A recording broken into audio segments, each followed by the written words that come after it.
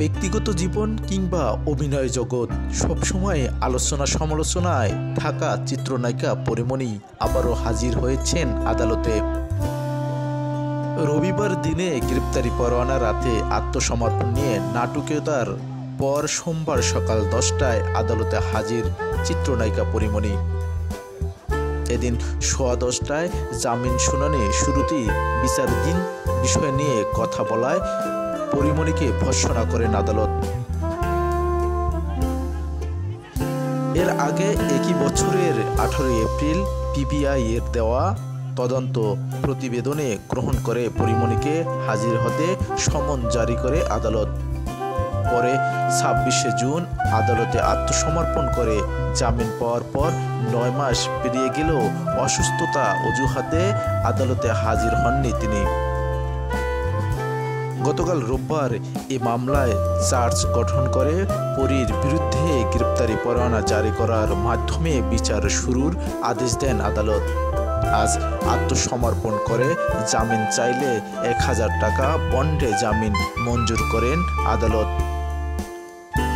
জামিন পেয়ে পরিমণি বলেন, আদালতের প্রতি পূর্ণ আস্থা রয়েছে, আশা করছি ন্যায় বিচার পাব।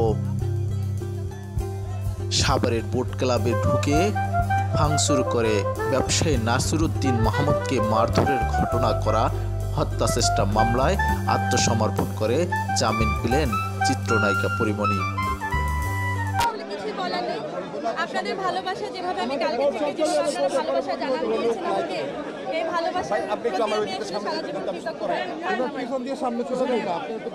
আমি প্লেস আসলে এত ভালোবাসা যে আমি পেয়েছি, কিন্তু আমি একটা জিনিস বলতে চাই যে আমি আইনের উপরে শ্রদ্ধাশীল। আমার এই বিশ্বাসটা আমি আসলে একদম শেষ অবধি রাখতে চাই। আমি বিশ্বাস করি আমি আসলে ন্যায় বিচার পাবো, আর আপনারা আমার সাথে থাকবেন। এই ভালোবাসা নিয়েই আসলে আমি জিততে চাই ইনশাল্লাহ। আসলে সবাই অবগত যে আমি যে মামলাটা করেছিলাম তার ঠিক 2.5 বছর পরে উনি পাল্টা একটা মামলা করেন, যে মামলার জন্য আজকে এই যে আমাকে কালকে হচ্ছে গ্রেপ্তারি পরোয়ানা জারি করা হয়, ওয়ারেন্ট হয় আমার নামে। এবং আমার খুব বিশ্বাস ছিল যে আমি আজকে আসবো। আপনারা যেভাবে সবাই আসলে আমাকে সাহসটা জুগিয়েছেন যে আজকে জামিন নিতে আসবো এবং আমি জামিন পেয়ে যাবো, আপনাদের এত ভালোবাসা নিয়ে আসলে আমি বাড়ি ফিরছি। এরকম একটা জয় নিয়েও যেন আমি বাড়ি আসলে ফাইনালি ফিরতে পারি, আপনাদের ভালোবাসার সাথে থাকতে পারি, আমার জন্য দোয়া করবেন।